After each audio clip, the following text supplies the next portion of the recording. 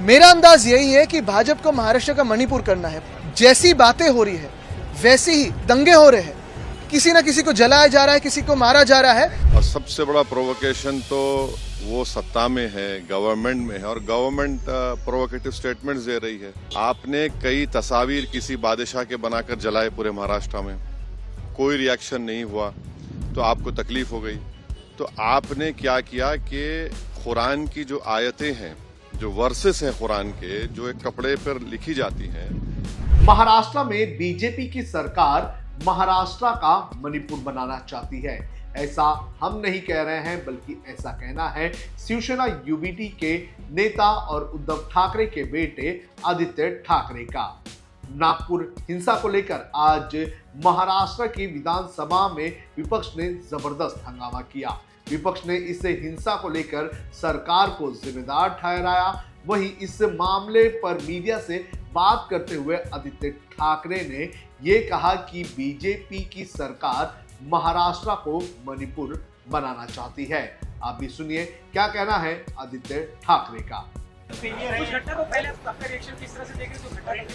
आप मेरी रिएक्शन पूछ रहे हैं नागपुर की घटना पे, लेकिन मुझे ये जानना है कि मुख्यमंत्री कार्यालय से क्यों ना कोई रिएक्शन आई जब अफवाहें फैलने लगी थी।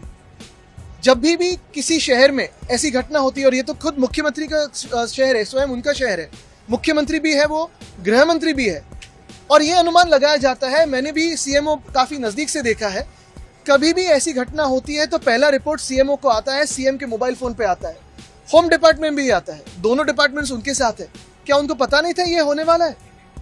मेरा अंदाज यही है कि भाजपा को महाराष्ट्र का मणिपुर करना है। मणिपुर में अगर आप देखें तो पिछले 1 साल से जैसी बातें हो रही है वैसे ही दंगे हो रहे हैं, किसी ना किसी को जलाया जा रहा है, किसी को मारा जा रहा है।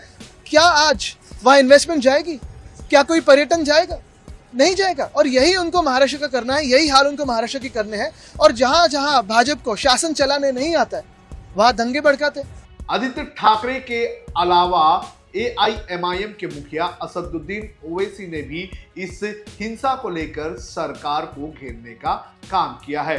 पार्लियामेंट परिसर में मीडिया से बात करते हुए असदुद्दीन ओवैसी ने कहा कि इस पूरे हिंसा के जिम्मेदार जो है वो महाराष्ट्र की सरकार है। पिछले चंद हफ्तों से जो स्टेटमेंट्स महाराष्ट्र के सरकार के मिनिस्टर्स और चीफ मिनिस्टर तरफ से आ रहे हैं, उसको देखने की जरूरत है। और सबसे बड़ा प्रोवोकेशन तो वो सत्ता में है, गवर्नमेंट में है, और गवर्नमेंट प्रोवोकेटिव स्टेटमेंट्स दे रही है। और बड़ा अफसोसनाक है, आप देख लीजिए पिछले 4-5 दिन पुराना स्टेटमेंट उठाकर देख लीजिए, तो ये वो खुद प्रोवोकेशन किए, और उनको इस बात की अपनी जिम्मेदारी का एहसास भी नहीं है कि वो मंत्री हैं, मुख्यमंत्री हैं। और दूसरी बात यह है कि आपने कई तस्वीर किसी बादशाह के बनाकर जलाए पूरे महाराष्ट्र में, कोई रिएक्शन नहीं हुआ तो आपको तकलीफ हो गई। तो आपने क्या किया कि कुरान की जो आयतें हैं, जो वर्सेस हैं कुरान के, जो एक कपड़े पर लिखी जाती हैं, उसको आपने जलाया। और जब ये हरकत हो रही थी तो उसी वक्त जाकर मुकामी वहाँ के जो मुसलमान और हिंदू लोग थे, जाकर कंप्लेन किए डीसीपी को कि इसको रुकवाइए। देखिए ये जो कपड़ा है जिसपे कुरान करीम के आयतें लिखी हैं, वर्सेस लिखी है, मत करिए। जलाया गया, एक्शन नहीं लिए।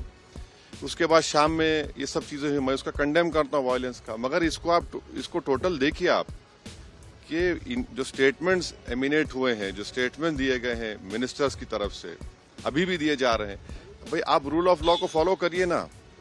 आप तो भारत के संविधान पर आपने ओथ लिया है, तो आप कैसे प्रोवोकेटिव स्टेटमेंट्स क्यों दे रहे हैं आप? भाई मुझे कोई चीज पसंद नहीं है, आपको कोई चीज पसंद नहीं है, तो कोई भी अपनी नापसंद का इजहार कानून को हाथ में ले करेगा क्या?